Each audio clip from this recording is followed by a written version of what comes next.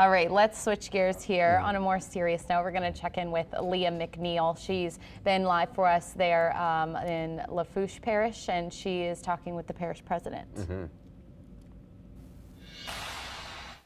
Hey guys, good morning. Yeah, we are at the Emergency Operations Center here in Lafourche. Joining me now is the parish president, Archie Chaisson. I mean, you have been busy running on no sleep, as it's probably going to be for the next couple hours as we prepare for Hurricane Francine to make a landfall. Can we start with that mandatory evacuation and the latest that people need to know with that? Yeah, mandatory evacuation went into place at 5 o'clock last night for anyone still in a FEMA unit or a state-issued RV camper, as per those rules that they agreed to when they signed up for that temporary housing structure. And anyone south of the Leigha, Ontario lock structure in Golden Meadow, lower part of LA1, typically the place that we have issues with. Voluntary evacuation for people in Lower Bayou Blue and the Eagle Island community. Just a small spot we're worried about with some tidal influence. A lot of rain last week, a lot of water still stacked up. So a little area of concern for us there. And then anyone else in a mobile home, low-lying area, or if you just don't feel safe in whatever shelter you're in and you need a place to go, we're asking you to take heed of that voluntary evacuation. Our shelter did open up at 5 o'clock last night at the Lockport Community Center. There are about 6 people in there right now with some staff, security from the sheriff's office. We fully expect that number to grow as people wake up this morning, finish up their preparations, and start to heed those evacuation notices. And just starting with the shelter, what do people need to bring? I know, of course, the essentials, about 2 days worth of the things that they need, right? Yeah, 2 days worth of food, water, your medicine, if you need anything to bed down on, and then always remember to bring your charging cables for your portable electronic devices. Keep in touch with family, keep in touch with the news outlets and the media as we push out updates. And kind of walk me through, I mean, we are no stranger to this type of weather. I know, of course, you mentioned that a lot of people are still in their FEMA trailers. Of course, from Hurricane Ida riding around, we have seen a lot of those blue tarps still on people's homes and around people's homes. Tell me, do you expect this to kind of interfere with any of that ongoing efforts to repair from Hurricane Ida? You know, it's all going to depend on the intensity of the forecast and the track that sets up.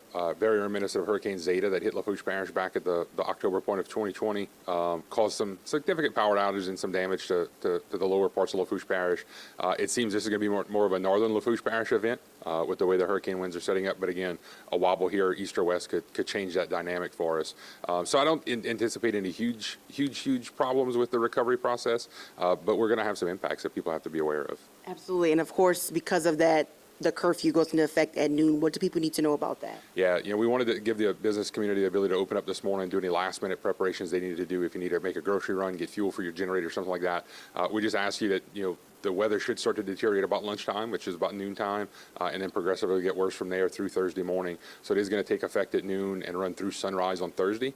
So if you have your placard, your ID, if you're an essential personnel trying to get to a hospital, a nursing care facility, or somewhere like that, just make sure you have the required credentials with you, and Sheriff's Office will let you move around. Of course, and I know some people are going to ride out the storms in their homes. We're no stranger to power outages here, so a lot of people, I'm sure, do have those generators. Anything that you want to share on that front for those folks? Yeah, just remember those generator safety tips, whether it's if you have a whole home standby generator or a portable one, make sure your smoke detectors and your carbon monoxide detectors are working. Never bring those portable generators into a confined space, much less inside your home.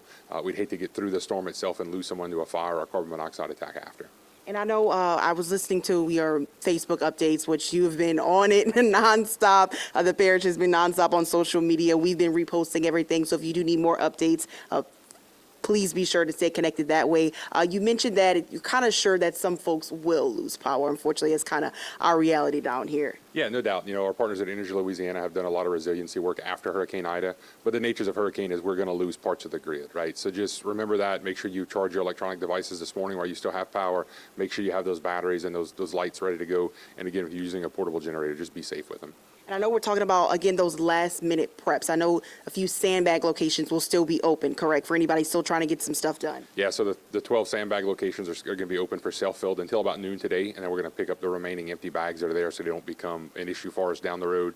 Our 6 field offices will be open till about 10 o'clock or noon today. So if you're elderly or a disabled resident and still need some sandbags, you can still get 25 per resident. They'll load them in your car for you. And then at some point, we're going to shut down our operations to make sure our employees are either here with us or logged down to their facility to stay safe as well. Absolutely. Is there anything else at this point in time? I know we're still waiting for the latest update again. That'll be at 4 a.m. But is there anything you want residents to know out here in Lafourche? Look, you're gonna have a few daylight hours, so just remember those preparations. Make sure you pick up any loose items. Roll your garbage cans in if you had garbage service yesterday. And as always, just hug your kids and say a prayer. Absolutely, that's all we can do at this point. All right, Parish President Chaisson, thank you so much for chatting with us. I'm gonna let you go get a little bit of shut-eye. Probably not. Probably not. It's fine. None of us will be sleeping for the next couple hours. But again, guys, that mandatory evacuation for some of those parts is in effect right now. Voluntary evacuations, as well as that curfew that will take effect today at noon. Only essential personnel will be allowed on the roads. We will continue to keep you up to date as the latest information develops out here in Lafourche Parish. For now, sending it back to you all in the studio. Well, you know, Leigha, at least Parish President Chaisson is honest about the fact that he probably won't get much sleep there. So we do thank him for his efforts in keeping us all informed here And you throughout can the night. pass along to him. We'll be right there Yeah, with him. he's in So.